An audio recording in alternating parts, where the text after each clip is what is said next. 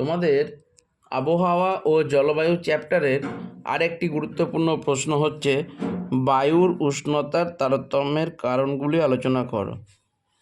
তোমাদের এই প্রসঙ্গে বলে রাখি, এটা তোমাদের ক্লাস 10-এ ছিল, আবার তোমাদেরকে পড়তে হবে, ঠিক আছে?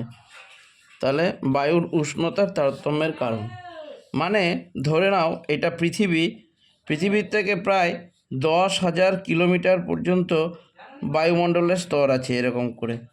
তা এই যে 10,000 কিলোমিটারের যে বাতাসের মধ্যে তো বাতাসটা তো গরম হয় ঠান্ডা হয়, তাহলে এই যে জায়গাটা রয়েছে এই জায়গাটায় সব জায়গায় উষ্ণতাটা সমান নয় কেন? এটাই প্রশ্ন, যে বায়ুর উষ্ণতার তারতম্যের কারণগুলি আলোচনা করো। মানে বাতাসের সব জায়গাটাতে উষ্ণতা একরকম নয় কেন? প্রথম প্রশ্ন হচ্ছে যে ইনসোলেশন মানে আগত সৌর, প্রথম পয়েন্ট আগত সৌর বিকিরণ বা ইংলিশে বলা হয় ইনসোলেশন, ঠিক আছে? তাহলে ইনসোলেশন কি না, সূর্যের, ধরো এটা পৃথিবী, এইখানটা আছে সূর্য, এবারে এইখান থেকে যে আলোটা আসে এই আলোটা আসে ক্ষুদ্র আলোক তরঙ্গ রূপে, আর যখন ফিরে যায় তখন বৃহৎ আলোক তরঙ্গ রূপে ফিরে যায়। তাহলে এই যে সূর্যের আলোটা আসছে, এই আলোটার যদি 200 কোটি ভাগ হয়, 200 কোটি ভাগের মাত্র 1 ভাগ পৃথিবীতে আসে। তাহলে সূর্যের আলোর 200 কোটি ভাগের 1 ভাগ আলো পৃথিবীতে এসে পৌঁছায়, এটাকেই বলা হচ্ছে ইনসোলেশন বা ইনকামিং সোলার রেডিয়েশন বা আগত সৌর বিকিরণ। মনে থাকবে। এইবারে এই যে সূর্যের আলোটা যদি বেশি আসে, ভালো করে ভাবো, এই বায়ুমণ্ডলের স্তর ভেদ করে সূর্যের আলোটা যদি বেশি ঢোকে তাহলে বাতাসটা বেশি গরম হবে। যদি কম ঢোকে, ধরো এইখানটায় অনেক মেঘ করে গেছে, বা ধরো এইখানটায় কেউ বলেছে না ঢুকতে দেবো না সূর্যের আলোটাকে, তাহলে কম হবে। তার তোমাদের একটু আগেই পড়িয়েছি যে নিরক্ষীয় অঞ্চলে সূর্য কীভাবে কিরণ দিচ্ছে, লম্বভাবে, কিন্তু আবার একটু ক্রান্তীয় অঞ্চলে কীরকম দিচ্ছে, তির্যকভাবে, আর মেরু অঞ্চলে অতি তির্যকভাবে। তাহলে তোমরা এইখানেই ভাবো যে এইখানে যদি বায়ুমণ্ডল থাকে তাহলে নিরক্ষীয় অঞ্চলের আশেপাশের বায়ুটা কী হবে, বেশি গরম হবে। ক্রান্তীয় অঞ্চলের বায়ুটা অপেক্ষাকৃত কম গরম হবে, মেরু অঞ্চলের বায়ুটা তার থেকে আরও কম গরম হবে। তাহলে আগত সৌর বিকিরণের সাথে সাথে আরও একটা পয়েন্ট তোমরা জেনে গেলে, সেটা হচ্ছে অক্ষাংশ। অক্ষাংশ মানে এই অক্ষরেখার অংশ। তাহলে যেখানে অক্ষরেখা যেমন রয়েছে সেই অনুযায়ী কি হচ্ছে, বাতাসটা গরম হচ্ছে। 2 নম্বর পয়েন্ট। তাহলে 1 নম্বর পয়েন্ট কি বললাম, ইনসোলেশন। 2 নম্বর পয়েন্ট কি বললাম, অক্ষাংশ। তাহলে অক্ষাংশের জন্য কি হচ্ছে, এইখানটায় লম্বভাবে কিরণের জন্য নিরক্ষীয় অঞ্চল কি হচ্ছে, গরমের সৃষ্টি হচ্ছে, বাতাস গরম হচ্ছে।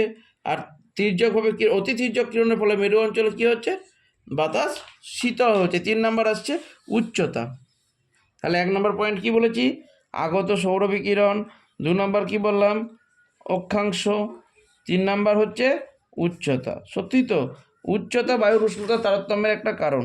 তোমরা দেখবে পার্বত্য এলাকায় যদি কেউ যাও, পর্বতের মাথায় দেখবে বরফ জমে। পর্বতের মাথায় কেন বরফ জমে? কারণ আমরা জানি ভূপৃষ্ঠ থেকে যত উপরে ওঠা যায় তত বায়ুর তাপমাত্রা কমে, মানে ঠান্ডা হয় বাতাস।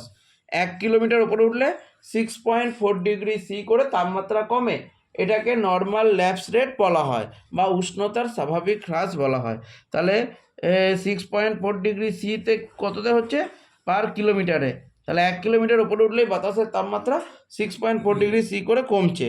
তাহলে এর ফলে কী হচ্ছে, তাহলে যেখানটায় নিচেও আছে সেই জায়গাটায় গরম বেশি হবে, উষ্ণতাটা বাতাসের যত উপরে যাবে তত বাতাসের উষ্ণতা কম হবে। নেক্সট পয়েন্ট তোমরা বলবে সমুদ্র থেকে দূরত্ব।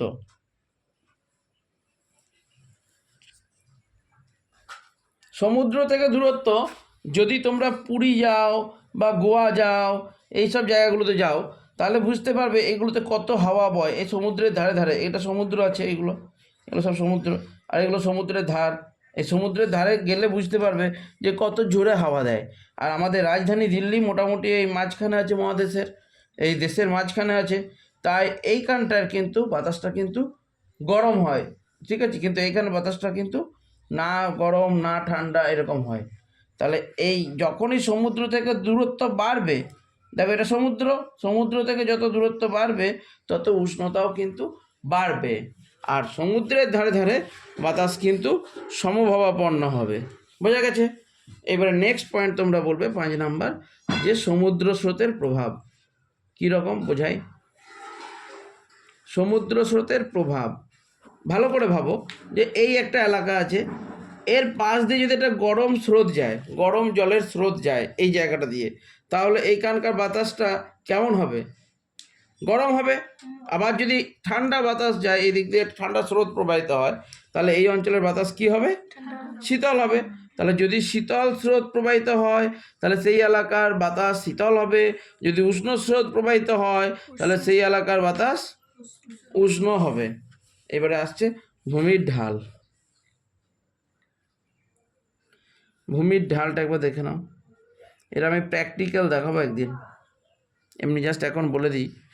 ভূমির ঢাল মানে বলছে যে এটা ধরো ভূমি, ঠিক আছে, এই ভূমির ঢালটা যদি মানে নিরক্ষীয় অঞ্চল থেকে আমি যদি মেরুর দিকে যাই, তাহলে নিরক্ষীয় অঞ্চলে কিন্তু ভূমির ঢালটা মানে বেশি বলে ভূমির ঢালের উষ্ণতাটা নিরক্ষীয় অঞ্চলে বেশি হয় আর মেরু অঞ্চলে কম হয়। এটা কি করে হয়, কেন হয়, সেটা আমি একদিন ভিডিওর মাধ্যমে দেখাবো তোমাদেরকে, ঠিক আছে?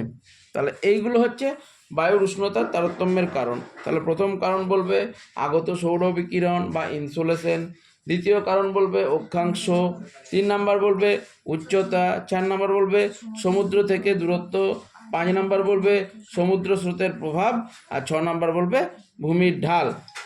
আর কি কি কারণ হতে পারে? আরও বেশ কিছু কারণ আছে, সেটা পরে আলোচনা করব।